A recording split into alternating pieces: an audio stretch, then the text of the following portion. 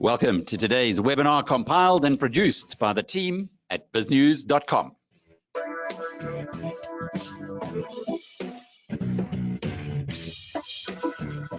All of our webinars are interactive. We encourage you to pose questions to our guests. The more challenging, the better. And the earlier you get the questions in, the better the chance of having them answered.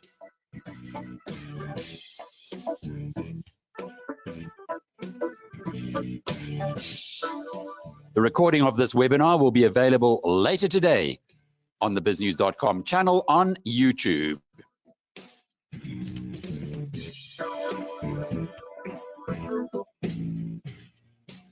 Hi there. Well, it's Alec Hogg coming to you from Johannesburg, the center of the third wave storm. But fear not, Justin Clarke is with us as well. Not much of a storm going on in your part of the world at the moment, Justin. Indeed, Alec. Great weather down here, a little bit of a berg wind, but yeah, we certainly still have a little bit of the COVID storm, which is a few days behind you in Johannesburg, coming through. Yeah, it's something else, isn't it? All of this. We're going to be bringing Martin in as well in just a moment. Once I can get all the tech sorted out. Well, there we go. Martin is in New York, where things seem to be calming down a little bit as far as COVID's concerned. But today we're talking about your 33rd. I mean, it's quite amazing, actually, Justin, that you guys are now the 33rd building that you have in the United States that you can offer to investors around the world, and of course here in South Africa. Where did it all begin? When was number one? Well, I think, Alec, it was even before my time. You know, it was originally our founder, Henny Bezuidenhout, who went across and started to offshore his existing medical office building business that he has in South Africa. He hates to talk about it, but he has one of the largest portfolios of medical office buildings and hospitals in South Africa. So he certainly has all the IP. And he started doing this long before Martin and myself were part of the picture. So, you know, it goes back 7 or 8 years. In fact, there's an additional story which he doesn't tell, which maybe when you have him on air, you can ask him a bit about, but he did something in Australia that was quite significant. But anyway, let's go back to the US. 7 years ago, Medical 1, Medical 2, both of those projects have gone full circle. And I'll show you just now, because obviously the proof is always in the pudding, Alec. So full circle is what we want to know about. And both of those projects were little mini portfolios of small buildings, which we sold off and managed to return an IRR of over 11% to the investors. So yeah, those were in the very early days. I think we've grown and learned an enormous amount since then. And that IRR is in US dollar terms? That's correct, yeah. So the acceleration in the last little while has been notable, and we've discussed it on various webinars with the BizNews community. But while we're waiting for Martin to come in, hopefully the lines from New York are going to be okay in a few minutes. What is the plan ahead? If we're now at number 33, are we going to be seeing Medical 50, say, in the next couple of years, or even Medical 100? Yeah, Martin loves to talk about the fact that this year, at last, we seem to be getting out of, you know, all the chaos of the pandemic. And you know, we were sitting on 4 for 4, I think, last time we spoke. You know, we all lined up for 6 for 6. In other words, 6 projects in 6 months. So yes, you know, I think we want to expand the portfolio. There's some very interesting developments in the US. Commercial real estate is it has got some of the sectors that are under a lot of pressure. Retail, especially, but also office. And because it's a safe haven, generally real estate, it doesn't fluctuate with the markets. People are looking at real estate again, and of course looking for those niches that haven't been affected by COVID or by, you know, the general, you know, disintegration of normal mainstream retail. So yeah, you know, I think that medical's got an enormous amount of focus. The price of buildings is going up a hell of a lot, Alec. We are certainly paying the price. And at the same time, we are looking for, you know, exactly what investors seek when they are looking for an OrbVest type investment, and that is something that's relatively risk-free. And I think that, you know, we'll talk a lot about that. In fact, we've got another webinar, I think, set up for about a month's time about a new product that we hope to bring to market that is, you know, just about as risk-free as we can find, and it's a portfolio of different buildings. But I don't want to get ahead of us right now. Martin's online, and maybe he can talk a little bit more about it. Indeed, he is. Martin, good to see you. I've switched off my camera, so you're going to have just the two good-looking guys there. What's the COVID situation like in New York before we go into the conversation about Medical 33? Hi, Alec. Thanks for having me on your webinar today. And yeah, from a New York perspective, we're in the middle of a heat wave, and it's unfortunate that while we're in the heat wave, South Africa is in the middle of a third wave. But certainly from New York's perspective, the economy has opened up completely. Things really are booming. I mean, I was in Manhattan over the past couple of days, and it's really, really busy. There's employment advertised wherever you go. From an economic perspective, you know, I can certainly say that people are just talking about getting things back on track very, very quickly. And so there's a lot of activity happening in New York and America at the moment. Well, we had a piece that I referred to in the premium subscription newsletter today highlighting that United Airlines has made its biggest ever investment in new planes. So certainly in the United States, it does appear as though getting back to normality. Before we get into the presentation itself, I want to make sure that all of the tech is working well. When you have a look at your control panel, you will see there's a little hand there. That's a high five. If you can hear us loud and clear, please raise your hand. Thank you very much. Appreciate. There we go. The hands have been raised. And then when you have a look as well at your control panel, you'll see a question mark. That is where you ask your questions. So click on the question mark and you can type in your questions. What I do with the questions is I do not mention your surname. So it'll only be your first name, which then helps you to keep anonymity. Okay, away we go. Who's going to be kicking off the presentation first? Justin, if you can lead. Absolutely. Alec, so just, you know, you don't like putting your listeners through a lot of slides. Unfortunately, this is a communication about our new product, which we just launched on Monday. You know, there's some very interesting kind of aspects of this. It is, as I mentioned earlier on, very difficult to find really, really good buildings at the moment. The market is seriously overheated. So we were quite excited to find this and bring it to our investors. So if you want to just move forward on the presentation, I think you can control the slides.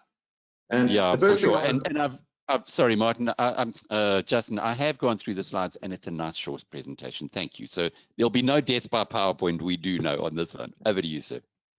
Excellent, excellent. So on the first slide, Alec, I just wanted to clear up where we are going as a company. And I think that I mentioned it earlier on, we are absolutely trying to solve for absolutely safe investments where people can sleep well at night to know that their money is in dollars, it's working for them, and they don't have to worry about it. And I think this is something that Henny and the investment committee are really quite obsessive about. And so we have effectively come up with these three different grades of building. And by the way, Alec, my slide is not moving, so I hope that it's moving for the rest of us.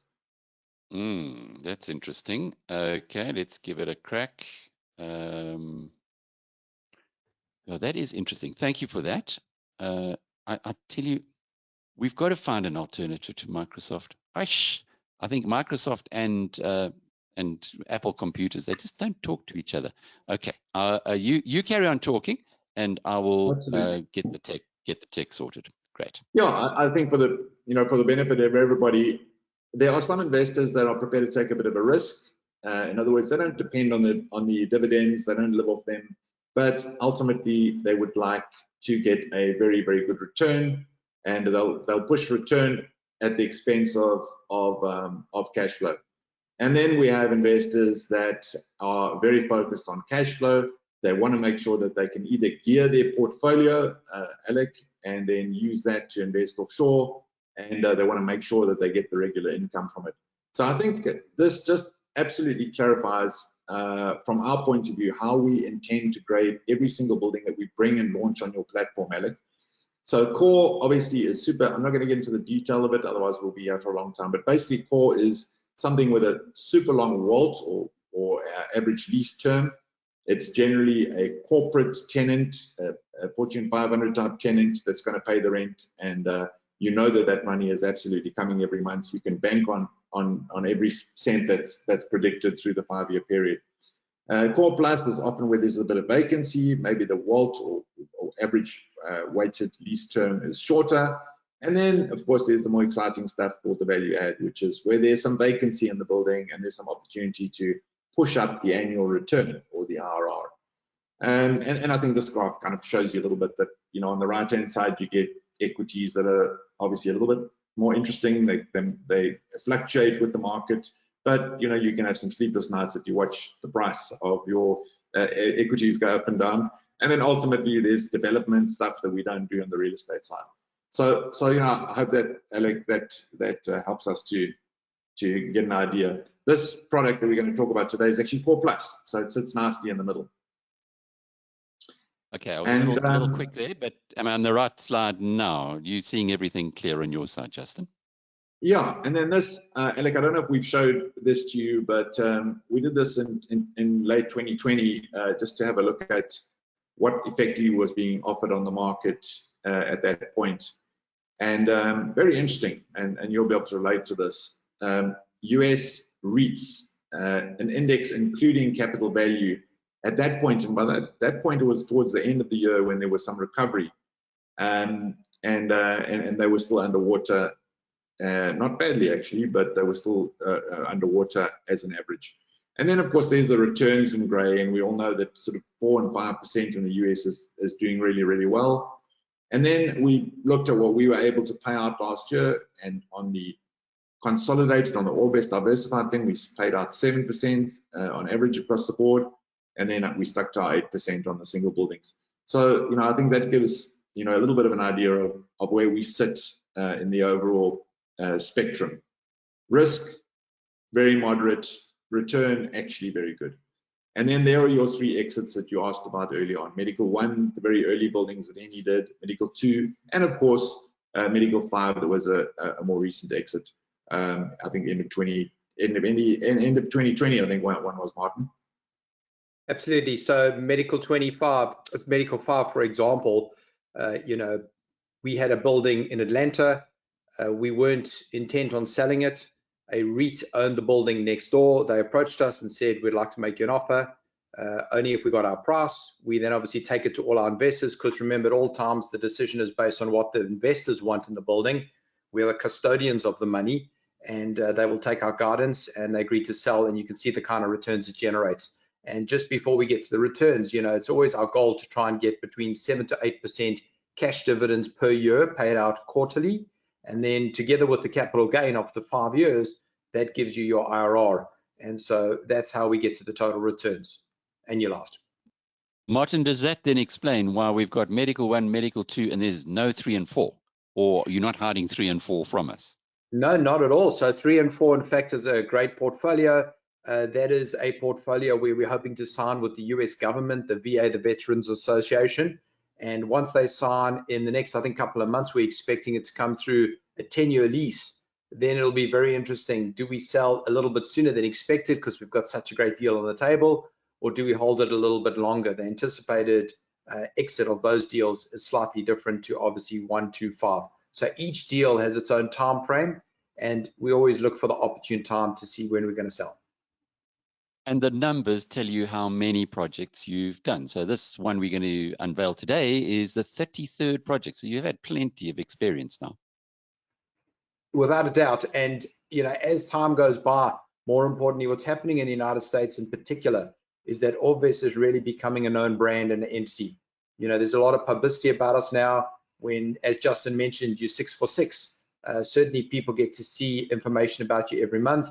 And so the brand's growing strongly, and as it continues to grow, so our pipeline's growing, and then of course that attracts the equity from around the world, not just South Africa. Remember that we do have investors from over 20 countries.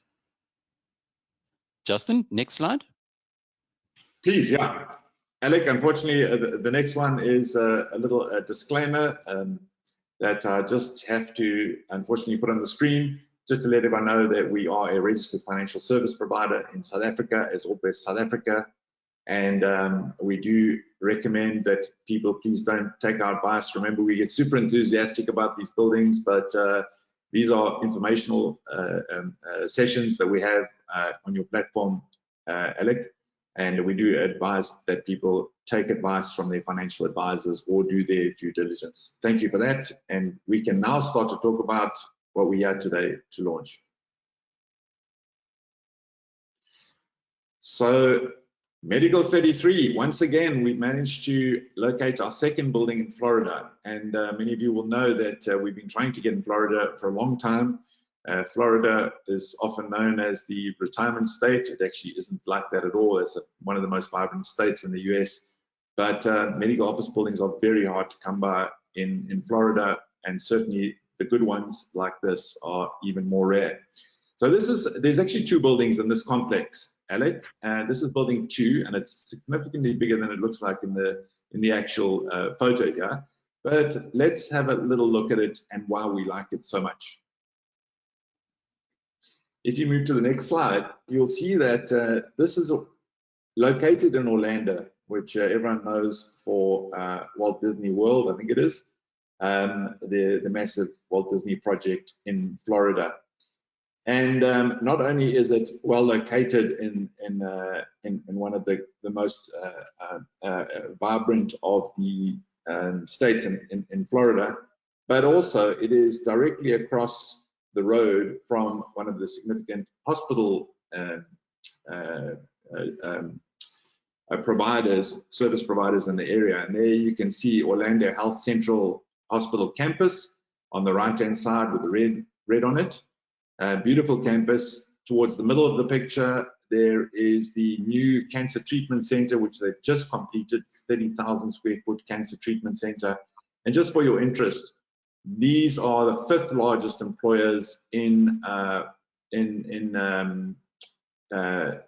Florida, with 9 hospitals, 2,400 odd beds, and 19,000 employees in the state, which is phenomenal. So the good thing is that, as you know, there's a synergy between the doctors that operate in the medical buildings and they need to be in proximity to the hospital. So the red square indicates where our buildings are. As you can see, it's a condominium development, so there actually are 3 buildings in the development. We don't own the one at the Red Cross, although that may be a value add play that we have in the future. Remember, REITs like to have a nice, clean, solid block of buildings, so it would certainly enhance our offering after 5 years if we could clean that up and take away the red X. But building 1 and building 2, let's have a quick look at those 2. If you move on. Justin, before we actually get to that, the one comment I want to make is that, I was one of the first people to actually go and see this off-market opportunity. And the interesting thing is that previous photo, when I arrived, I wasn't sure what I was going to expect in terms of how busy it is. And that's really a great indication of a medical building. When you arrive, you have to look at the parking lot. And when I arrived there literally 2 months ago, I cannot even begin to tell you how busy the place was. This photo was clearly taken couple of months ago when it was still in the COVID phase. It was absolutely packed.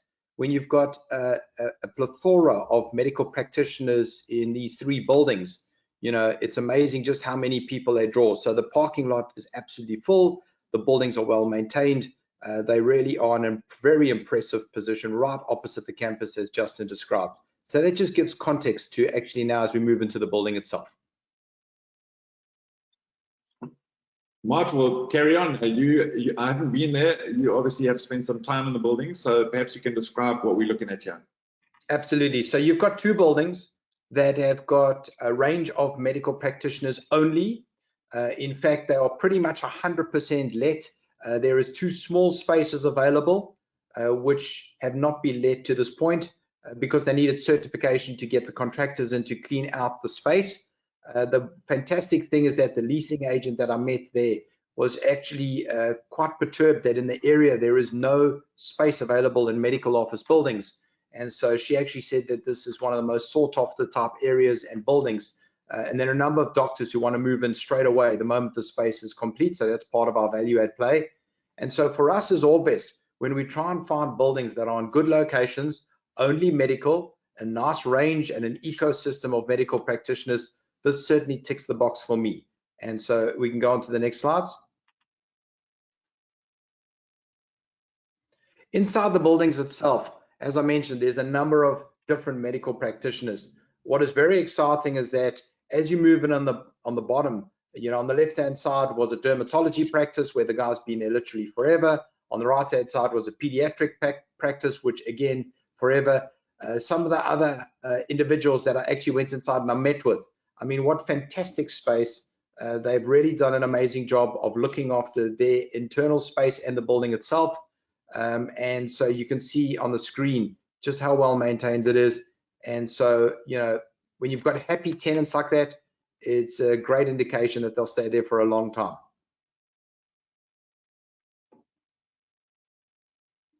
Justin, you can pick up from here.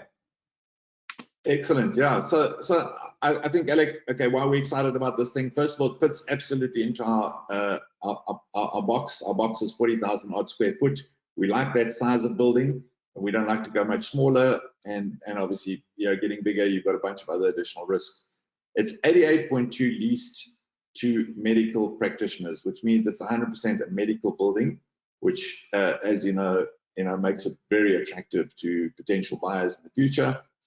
And the other thing that's very important is the cap rate that we buy the building at. I think what is interesting is that we were looking at buildings the other day, and we were approached with an offering at 3.75, I think, Martin, in California. So these medical buildings are really, really appreciating in value because of the amount of capital that's looking for a safe haven. And this building, and I don't know how we managed to pull it off, but 6.79% cap rate, which is certainly significantly higher. Bear in mind, higher means a lower price. So we managed to buy this building at a very, very good price against the run of the mill. And I think this was off market, Martin. You guys managed to locate this as a result of a contact. So that's probably why we got a decent price on it. Justin, if I can just jump in there and explain, some of the thing about OrbVest, what we do and how we do it, is that through our network, I was speaking to one of the individuals, and we were going through what potentially was on the table, and they mentioned to me that there was a deal down in Orlando, and we know that Orlando is just such a buoyant town at the moment. It's growing from strength to strength. We've got our accounting function in America based in Orlando, and we certainly know people down there. And so he said to me, look, there's an individual seller. He's had the building for quite a while. He just wants to get out of his entire portfolio. He's retiring, and this is his price. You need to pay him his price, no negotiation. When I heard about the building, I said, fine, I'll jump on a plane straight away. Please don't bring it to market. I'll give you an answer literally in 48 hours. I jumped on a plane, went down there, took one look at it, and it was a no-brainer. I phoned the guy and said, listen, we're going to do the deal. And so that's the reason why we're able to get these kind of deals. You've got to be on the ground here. You've got to be able to act very swiftly. Yeah, I was going to think about that. If you weren't in New York, if you were based just from South Africa, say, trying to invest in that market, it would have been impossible to do.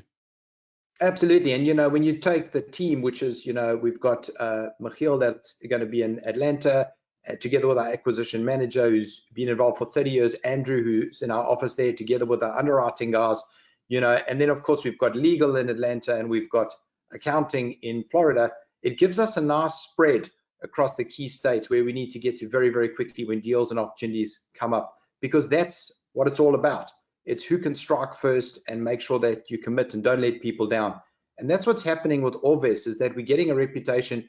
We don't let people down in the States. And so sometimes they'll even be prepared to accept a slightly lower price from OrbVest, but know that we're going to close, versus other potential players, because there's something in the US which is quite common, which people don't know in South Africa, and that's called a retrade. It means you buy the building, you wait until 1 week before you're about to close, and then you retrade the person. And at that point, the person's in a difficult position. They either start the process all over again and wait another 60, 90 days, or they accept your offer. We don't do that. Just explain that, a retrade. Just unpack it a little. So we agreed to buy your building for $10 million. we accept all your indications, and then once we get to the end of the due diligence or before we're about to close the deal, we start renegotiating. And it's quite common practice in the US. And of course, there are players who do it and there are players who don't do it. We certainly are men of our word. And if we say we're going to buy your building and all the numbers stack up, that's what we'll pay you, and we'll make sure we close timelessly. And so that's the reputation we are garnering across the US. Yeah, all about reputation, isn't it? If you've been in the market for a long time, you keep doing things right, eventually you do get well, given support, or you do get the advantage of having that kind of a reputation. And Alec, just to add to that, if you look at my entire executive team, myself, Justin, Henny, and Lo and Michiel, we really all have built up a very strong reputation over many years in South Africa specifically. And so, we really do mean it when we say that we're not going to go into the building just for the sake of going into it. We've got good reputations and we want to protect them. And so, in fact, going forward, we may even go into more conservative scenarios where people can hopefully get their dividends on a quarterly basis, earn their 7-8% a year, and a decent capital gain, and get to double-digit returns. And that's what we're about.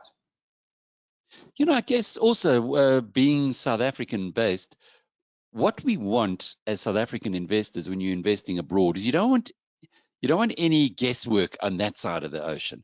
There, it must be solid, it must be stable, it must be not guaranteed, because nothing's guaranteed in life, but that the guys there are going to deliver, because the rand's going to deliver for you as well in the weakness over time. So I guess that's really you're taking a bet, generally speaking, on the rand, and if you can get these kind of returns, then of course it enhances it. So those are issues. That's why we're glad to be your partners, because you have delivered.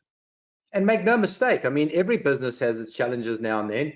And for the investors that have stuck with us over 7 years, they know that now and then you do have scenarios in buildings where a tenant may leave, they get bought out. But that's where you need your partners on the ground who are going to make sure that they turn the building around, that they reactivate the dividends again, and you have a successful exit. Thanks, Alec. You can move on. I think we can cover the rest in the next slide.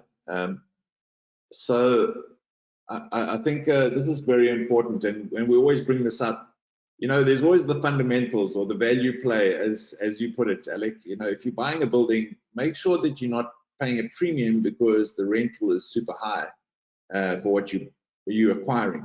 Make sure that the actual bricks and mortar has fundamental value.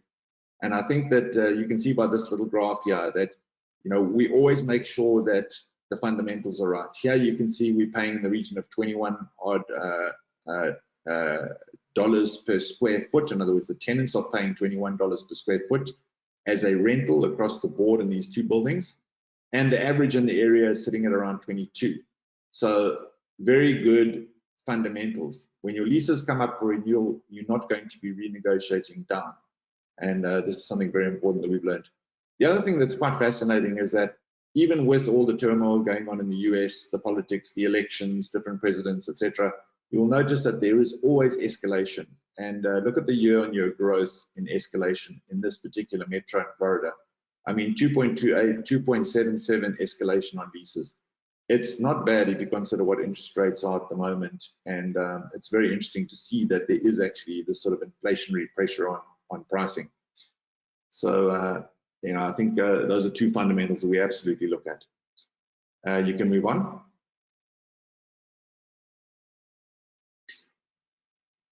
Again, to talk about why we're excited about this building, it is medical. We don't have to do anything to it. These are tenants that are absolutely not going anywhere. So let me touch on some of them. Look at the biggest tenant there. I think it is the Simon Med, 7,000 square feet. Now, Simon Med is the ideal tenant that you want. In order to put that guy into the building, you almost have to build the building for him. Radiology imaging requires a Faraday cage. It's an enormous amount of capex in order to set up an X-ray facility of this nature. And that guy's not going to move out for the period of the age of the equipment. So, the average age of that sort of equipment is like 25 years. So they are absolutely locked into the building for 25 years. They're not going to move anywhere. They also just happen to be a very large practice. In fact, I think they are the largest imaging outpatient medical services provider in the United States. So there's your coupon clipper for you. There's Florida Eye Clinic. Let's have a look at them. And again, these are all buildings that tenants that don't really fit in with a hospital. If you look at Eye Clinic, you know, how much Eye Clinic are they going to use a surgery? So they tend to want to be by the hospital to get the referrals, but not necessarily in the hospital from a hospital point of view, because they're not using clinic beds. So again, this is they operate over 12 different locations across the United States, predominantly in Florida, and that lease expires in 2026. The behavioral health, that's another big one. This is a huge practice of psychiatrists, psychologists, interventional psychiatrists. Obviously, again, they don't need to be in the hospital, but it's a massive practice and highly regarded in the area, and that lease expires in 2029. So, you know, I think you get a feeling of why we, you know, why we're really so excited about this particular bunch of tenants. Soma Medical Health, last one I'll talk about, 10 locations throughout Central Florida. Lease expires in 2029. We believe that they will renew. The vacancy is very low, as you can see, and there is opportunity. I think, Martin, you were saying that when you went down there, the letting agent specialist in the area said, you know, you can't let a place that's in this condition. You've actually got to, you know, you've got to clean it up and prep it, because doctors don't have a vision of what it will be like eventually. You don't leave it with all the old stuff that was there when the previous tenant moved out.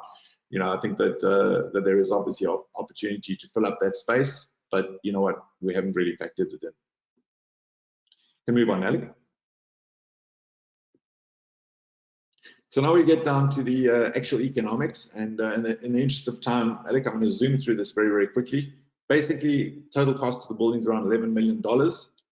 You can see that we borrow about $6.9 million in debt, and obviously it's very useful to use debt in the US because it's cheap to borrow, so it's also tempting to use too much debt, and our limit is 65%. You'll see that this one, loan to value, is 62%. So we do keep a bunch of equity in the building, and so we'll be raising $4.2 odd million from our investors.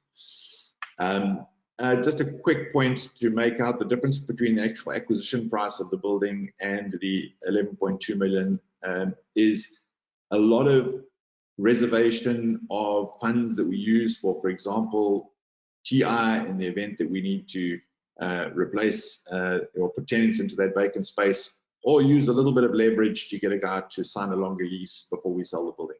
So that's why those big amounts are for tenant installation reserve, $400,000 and $437,000. So returns, once again, we will get to returns now. I think a very important thing to remind people of is that we are very aligned with our investors. In fact, we most often we put our own money into these projects, and I think that this is one of them that certainly that we will be participating in. But hurdle rate of 7% means that we don't actually earn anything until we return to you 7% cash on cash. If we return to you 8%, then we will take a share of that 8%. So this is the alignment thing that's very, very important. Also, you'll notice in the actual waterfall at the bottom, we give the majority of the winnings to the investor, 70%. In a lot of our building, it's 50%.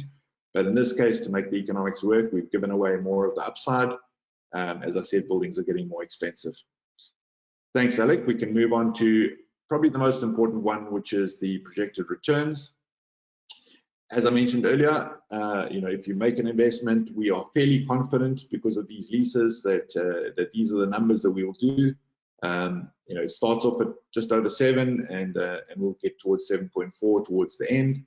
We do always have a reserve fund, so we do build up a little bit of a cushion in the event that something strange happens in the world in year 3 or year 4. But you can see that you can absolutely rely on that sort of cash flow to come in over the period of the 5 years. At the end of the 5 years, just to remind listeners online, we then offload the building, and we of course get a 11% return pre-tax in the US, if you're using our normal international structures via the Seychelles, then of course you get 10% IRR after tax. That's 10% per year after tax in the Seychelles. And just to be clear, that's after tax, not depending on what your local tax jurisdiction is. If you're a South African, then you need to declare your income from foreign earnings. So I think that's about all from me, Alec. Sorry about the mouthful. I'll let Martin perhaps give a little bit of a wrap, seeing as he's probably got the first-hand information, and we can move to some of your questions. Yeah, so and Alex, we've got a few questions. Sorry, Martin. Before we do that, just to remind you, we've got a few questions here that I'll pose to you once you've done the wrap. But if you have a look on the control panel and you see the little question mark, click on that, and you can fill in on the screen that pops up there. I will only use your first name, so there is an anonymity from that perspective. Sorry, Martin, over to you. No problem. So, from OrbVest perspective, we really are trying to seek great buildings, in great states. And certainly I think that this ticks the box. I was saying to my family this week, this is one of the buildings that I really love. When I find a nice mix of just good solid tenants, and I've been there myself and I know the location, I know it's growing. This is a building I'm personally investing in myself, and I've told my family to invest. So I'm putting my money where my mouth is. And then in terms of the equity, we often get asked, why do your buildings get snapped up so quickly? So I just want to mention that if you take $4 million and you now start to spread it across, the 10 countries, Justin's got the unenviable job of having to have Brazil, for example, he gives them $500,000. They're like, well, what am I supposed to do with $500,000? Give me 750,000. And so it goes to every single country. So you can see how it gets snapped up very quickly. And then obviously equity raise in the US is climbing nicely also. So that's where we are from an OrbVest perspective. In summary, I think that this really is a very attractive, solid offering to people who are looking for good, solid dividends. They're going to sleep well at night. It's a building that we've also done with one of our best co-sponsors and partners that goes all the way back to Medical One, and they've performed brilliantly. You saw those exits there. That's with the same co-sponsor. And so, in summary, I think this is just a great investment, and I don't expect it to be on the platform for very long. Okay, as they never are. They never seem to stay on the platform for long, and that's why I guess we've got a lot of questions. I'm going to kick off. I'll put my camera on so I can see you guys, or you can see me as well. Gary's question is on page 13 of the brochure. He's done his homework. There is reference to a due diligence phase. When exactly will that be carried out, or has it already been carried out? And if the latter, what was the result? So maybe what I can do is jump in here and say, for us to acquire a building is a very lengthy process. It starts with, first we get the building, we indicate whether we like it or not. The second part of it is we then start to get the information from the selling broker or the seller directly, and then we'll get as much as we can from the American systems, Argus, etc., and then we'll present it to the investment committee. Once the investment committee has said that they like it and we go ahead, there are a number of phases. During that process, we are still doing whatever we need to do to check out the building, but then it comes to a point, probably I would say after 2 weeks, 3 weeks max, we sign an LOI, which is a letter of intent. That's followed shortly thereafter by a purchase and sale agreement. In that purchase and sale agreement and letter of intent, it gives you 60 days to close, of which 30 days is normally a full due diligence. That's where our team goes to the buildings, they do the various assessments, and they look at the roof and any other expenses that we may incur going forward. We are in the middle of that due diligence report right now.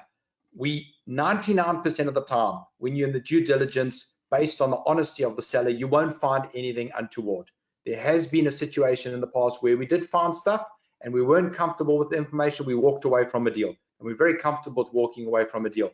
But in summary, I would say that within 3 weeks' time, we go hard with the money and the due diligence, and 30 days thereafterwards we close. So I would say by the end of August latest, we close. I had a little comment going on in the background here from Alexa, my Amazon machine. I don't know where she decided to get in on the conversation, but apologies. I hope that didn't disturb much. Yeah. There's a question here from Brett who says, hi, Justin. Congrats on a great business. With things opening up, can we have an update on the open space in building 26? So I can actually give a comment on that. So on Medical 26, as you know, we acquired that. We had Lamada Lane, which is one of the big players in America. That was their corporate head office. COVID hit. They obviously were shut down along with a number of other tenants who were intending to move in. But most importantly, what happened was we were doing through a conversion of the Medical 26 building, which is to bring in a brand new elevator that is a lot wider and more sophisticated to allow access for gurneys. And that certification during COVID took 6 to 9 months, if you can actually believe it. It is excruciating how long some of these bureaucracies take in the United States to get compliance. But as you'll understand, what you've seen in Florida with that building, there's a need for it in the US, and you need to make sure these things are done properly. So whilst we were very successful during COVID and almost all of our existing tenants paid, the process of bringing in new tenants was delayed. That is now firmly underway now that things are opening up. And as we've been saying all the way through, there may be a delay into the first 1 or 2 or 3 quarters, but we are on track to fill up the buildings where we have existing space. And so we're back on track, we feel, towards the latter part of 2021. Alec, A question from... I wouldn't mind, sorry to interrupt you there, but if you go to the next slide there, I mean, where we started off talking about risk, you know, this is a very exciting building. That building is a tower block in the middle of Dallas, right in the middle of a hospital, one of the biggest hospital complexes in Dallas. And so the value add in that building, it was only 40% medical when we acquired it, if you remember correctly. It was like 200,000 square foot. It's a massive building. And our project there is to get rid of the majority of the commercial tenants, the little doctors and the little estate agents and people like that, and replace them with big medical tenants, hard medical tenants like surgery centers, which is why we need the elevator. And so it absolutely sits on the right-hand side of the risk that we take. It's a value add opportunity. Yes, will be fantastic on that building. It's absolutely online. Martin has had a very deep dive into it recently when he was traveling around looking at the buildings. And but it is absolutely a value add, and unfortunately we haven't been able to escalate the rental as we anticipated because of the delay in getting these dark spaces filled. But it absolutely highlights why we are now saying, watch out for this building. It is a value add. We intend to repurpose a lot of the building and convert it to medical, as opposed to the one we're in at the moment, which is just a coupon clipper. Okay, that was Medical 26. GH asks, he says, please explain the different rent ratings in the USA. Not quite sure I understand the question with rent ratings. I'm not sure. GH, if you don't mind coming back and just maybe elaborating a little bit there. Perhaps it's to do with this graph that's now on the screen. Perhaps you want to just briefly explain the increases in the rentals there. Well, maybe something that I can just highlight to the audience, and that is that buildings are acquired in America ultimately based on your net operating income that the building generates, and you divide that by the cap rate. And so what that means in America is if your income goes up over time and your same cap rate exists, the value of your building goes up over time. And so that's one of the things that people don't understand. They think that America has no inflation. It's absolutely incorrect. All of our buildings have an escalation of around 2 to 2.5% to 3% in every single lease, just about. And so what happens is every single year, your income is going up, which means that your building is worth a lot more money. And so that's really where the escalation and the various rents come into play together with a cap rate. What is also happening at the moment right now is the liquidity situation in America is enormous. There's so much money sitting on the sidelines looking for good assets. There is absolute acknowledgement, as we know, that healthcare, online, logistics did very well over the past year. And so people are moving into the sector. And so, you know, it is certainly becoming a very competitive environment that we're in at the moment. GH has a follow-up question. How saturated is the market in that area, and are there risks involved with that? I.e., how, he says, saturated stroke competitive is the market in the area? No, that's a great question, Alec, and I'm afraid I don't have the data absolutely at hand, but one of the things that really attracted us again to this building was that, number one, the area is absolutely mature. there's nothing, and I say that there's zero new construction going on within a 5-mile radius that could be developed as office or medical office for that matter. And there is a very low supply currently on the market, much less than would be the norm in some of the other areas where we've been in recently, like Arizona. So yeah, the general status of the area is that not much opportunity for new development, and at the same time no vacancy, which is unusual. Normally you have a lot of new development if you've got no vacancy, and there isn't either, which bodes well for the medium term.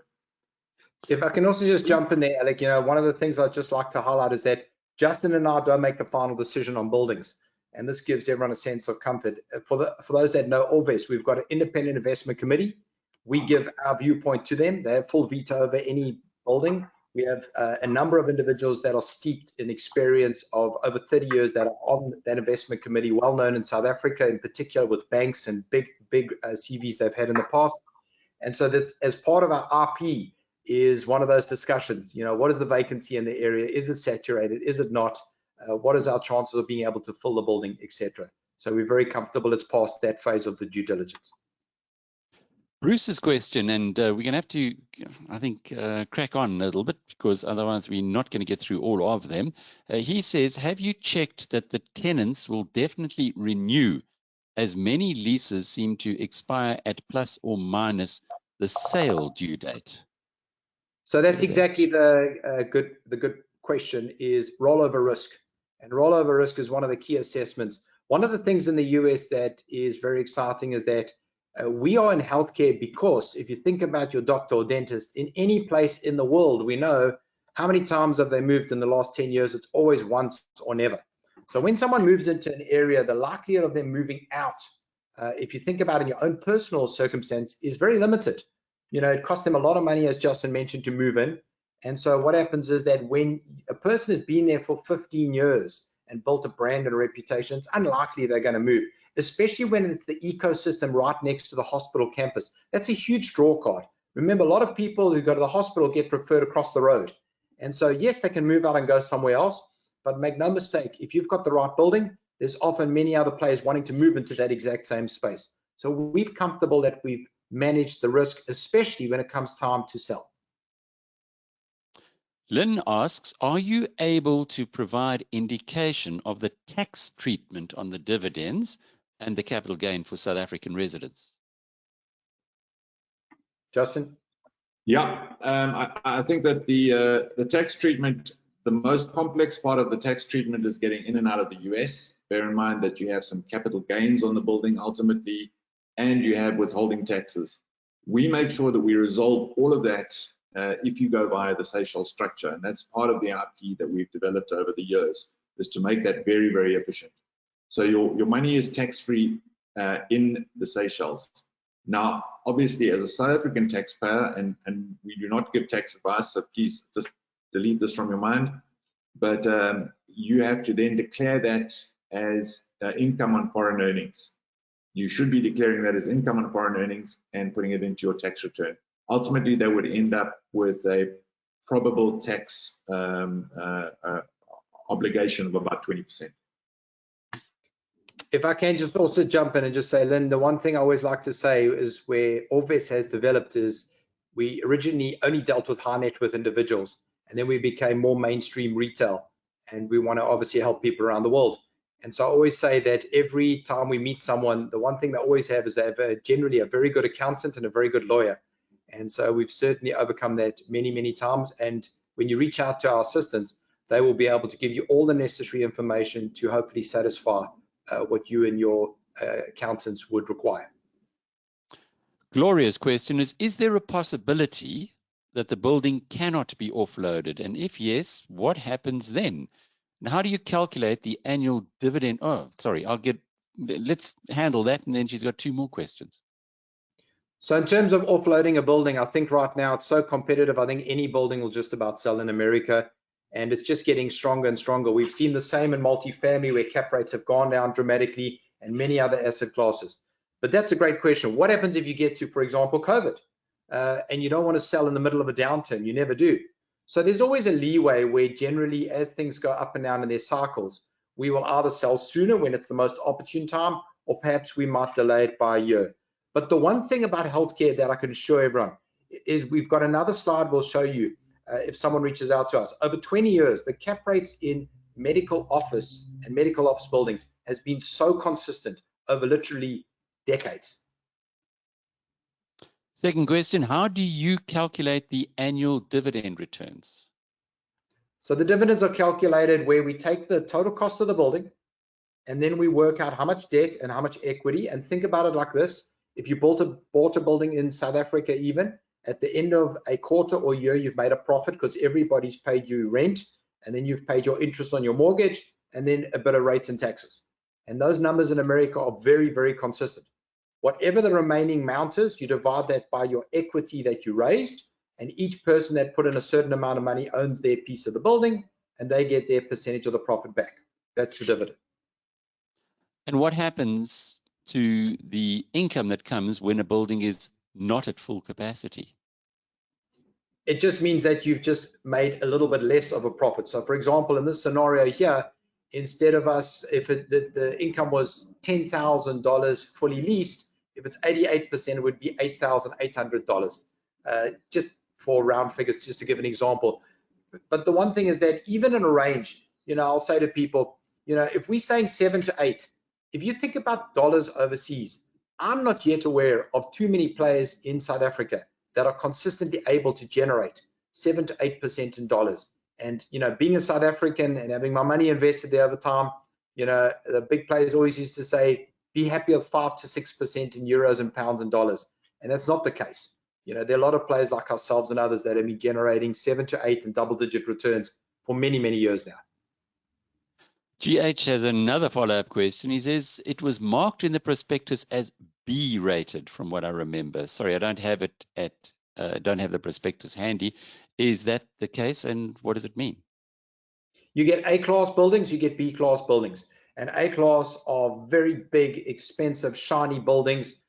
Your yields are much lower generally in areas where you'll generally earn your 5-6%.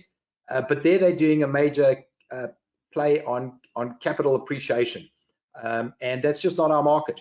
It's the same as in South Africa. You can go and buy the A-class, really expensive buildings where you'll get much lower returns, or you'll get your more moderated returns, which we've done again for 7 years. And the model works very, very well. Each player in their own niche. We focus and we know what we're doing in this niche. Well, Martin, you've done extremely well again by answering all the questions. We've got a couple of minutes left. Would you like to just take us through, maybe encapsulate all of this for a last closing statement? Just before Martin kicks in there, Alec, I just want to, we had a question about a vacancy in the area. I've just checked it up because there were actual real data from our due diligence, initial due diligence. And the vacancy in the area is 3%, and there is no new construction that will be completed within a 5-mile radius within the next 2 years. So there are no plans that are in, so that means there will be nothing within 2 years. And of course, then the third argument is on the location of the building, which is directly opposite from the hospital. So I think that answers the earlier question with exact numbers. Thank you. So Alec, thank you for again hosting the webinar. I just want to say to everyone out there is that the one thing I always say is I am a South African, and I was in your exact same shoes, and I was so skeptical about investing overseas. Offshore investing is difficult, it's complicated, and that's what OrbVest does. Is we take you by the hand and we get your money seamlessly into America, into a medical office building, and within literally 72 hours. We can have you on the platform and on your way to being invested. And so even if you dip your toe in the water with $5,000, what we do is we go into the healthcare niche because it is stable and consistent and it's predictable. And our investors find that they can sleep well at night. And so here is a great example of a building in a good location in America. It should generate the kind of returns we're predicting. And it's another fine asset in our portfolio. And thank you very much again for having us today. And the point of the $5,000, that's the minimum investment. So you got $5,000, you can participate. Absolutely, 70,000 Rand, give or take. Martin, good talking with you again as always, and Justin, lovely to be having this conversation. We look forward to talking to you. I think, did you say in a month's time for number 34? Yeah, we got a secret coming up on your show, Alec, in the next 3 weeks. So there you go. There we go. Well, our community are very happy investors, given a lot of them have been investing into OrbVest at much stronger levels of the Rand. The Rand now seems to have had its little flurry after the close correlation it's got with commodity prices, which have been coming down recently. So all round, this is another opportunity to externalize your wealth and to maybe hedge against further issues on the Rand. And as I mentioned earlier, if you make that decision that you need to diversify your portfolio, you need to find an investment in the international arena that is going to be safe and secure and going to be delivering you those regular income returns. And over the last 7 or 8 years, 32 other projects, OrbVest has shown that it's equal to that task. So from our team here at BizNews, it's again been our pleasure to be in your company today. To Martin and Justin, thanks for sharing the latest opportunity with us. Until the next time, cheerio.